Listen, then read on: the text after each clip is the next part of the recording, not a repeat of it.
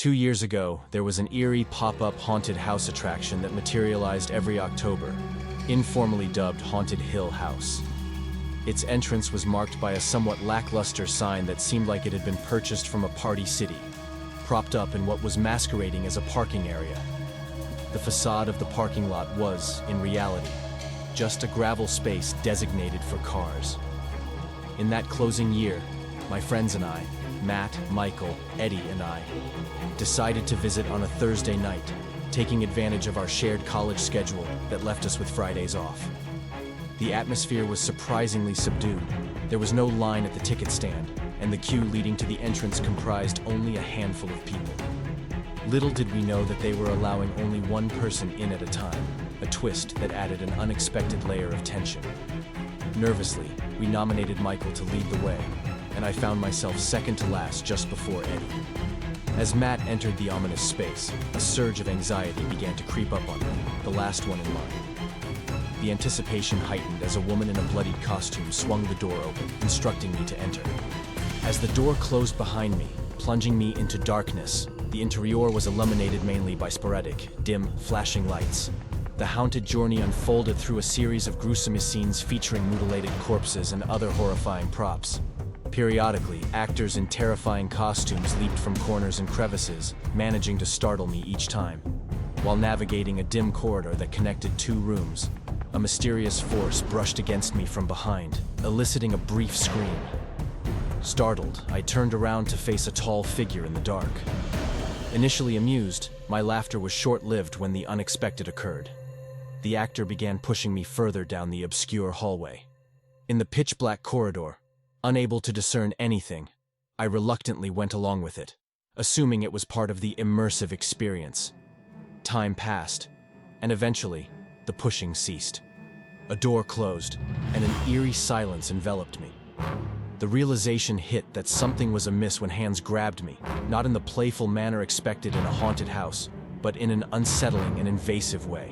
Reacting instinctively, I pushed the assailant away, verbally expressing my discomfort. Standing in the darkness, waiting for the next scare, nothing happened. It dawned on me that this wasn't part of the attraction. Retrieving my phone, despite the rules prohibiting phone use during the experience, I activated the flashlight, revealing a storage room filled with props and janitorial equipment. However, what truly unnerved me wasn't the mundane storage contents. It was the presence of a tall man, devoid of any costume, dressed in all black with a face mask concealing half his face. Confronting him, I questioned his actions, but he remained silent, making strange motions with his arms as if pretending to be a character. Swiftly locating the door, I exited the room, using my phone's flashlight to retrace the path through the dark corridor. Encountering another actor, I explained the distressing encounter, leading to a break in character as he advised me to turn off the flashlight and continue walking to reach the end. Minutes later, I reunited with my friends, recounting the bizarre ordeal. Seeking resolution, we approached the ticket stand the following day, requesting to speak with the manager. To our disappointment, the manager was absent, and the employee assured us they would be back the next day. It was then that an unsettling revelation unfolded. A fellow college acquaintance posted on Facebook about a similar traumatic encounter, a case of sexual assault within the haunted house on the same night we were there. The revelation explained the abrupt closure of the attraction later that month. When I reached out to the victim, our stories mirrored each other, although her encounter had escalated into more severe physical assault. Fueled by a sense of negligence, she pressed charges against the attraction's owner. Despite the staff's insistence that the assailant was not employed by them, it raised disturbing questions about the lack of proper security measures in place, ultimately leading to the demise of Haunted Hill House. It was a fateful weekend in Fort Worth, Texas, and the renowned haunted house attraction had emerged once again, casting its ominous allure. This year, spurred on by my friends' enthusiasm, I decided to confront my apprehensions and experience a haunted house for the first time.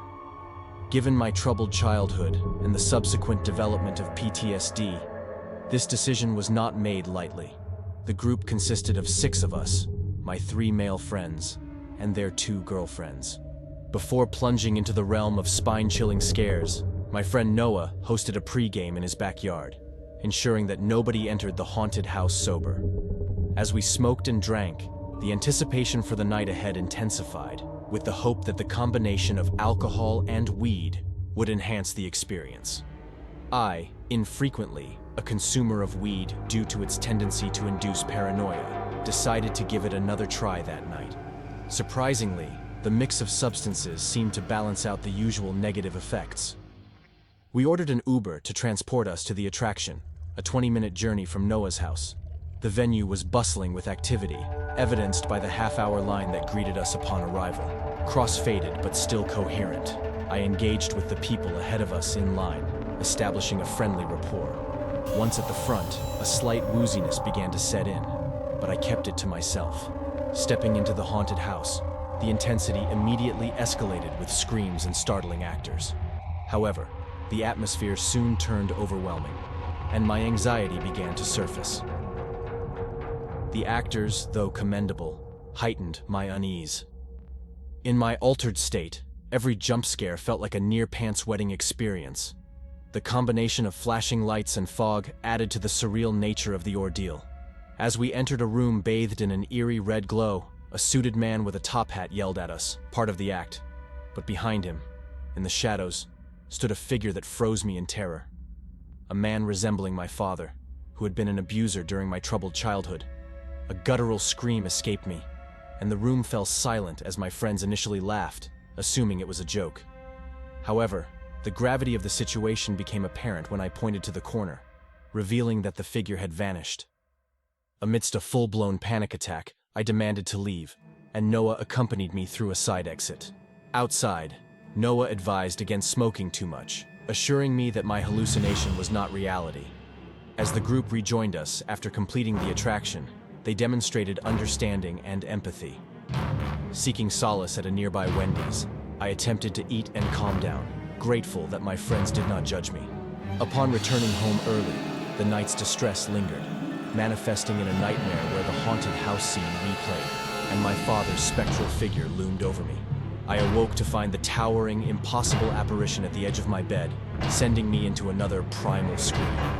My mom rushed in, turning on the lights, and the apparition vanished.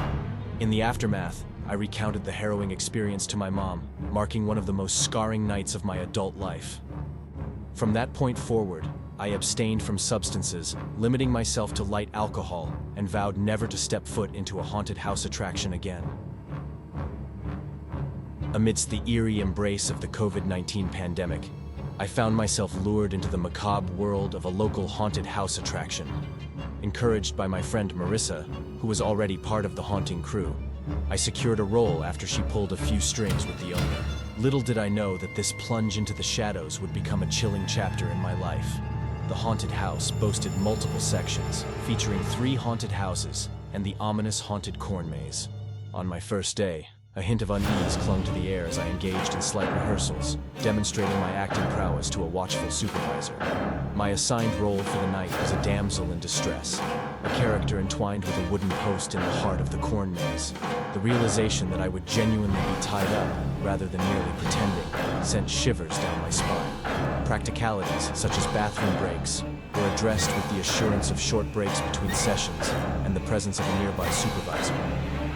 As the sun dipped below the horizon, I found myself alone, enveloped in the haunting ambiance of the corn maze.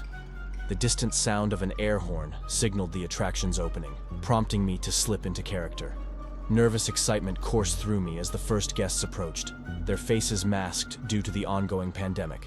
Immersed in the middle of the corn maze, I began my performance, screaming and pleading for help. Some guests played along, engaging in improvised exchanges, while others remained silent.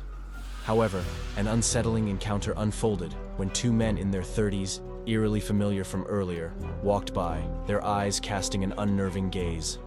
The realization that long gaps between guests could leave me isolated dawned upon me. Suddenly, I heard rustling through the crops, and 2 figures emerged, the same men from before. Alarm bells rang in my mind as one of them strayed off the path, while the other engaged in inappropriate actions. Panic surged as I broke character, screaming for help and exposing the assault that unfolded. A supervisor intervened, prompting the men to flee, leaving me shaken but physically unharmed. The night should have ended there.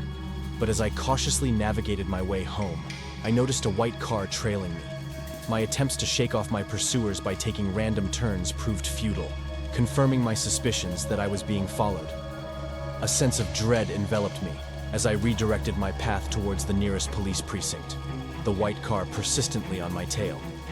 The unnerving pursuit ceased as I pulled into the precinct's parking lot. The white car vanished into the night, leaving me in the chilling silence of the empty lot. After an agonizing 10 minutes, I dared to restart my car, confirming that the threat had dissipated. The haunted house attraction, once a realm of spooks and scares, became a chapter I vowed never to revisit.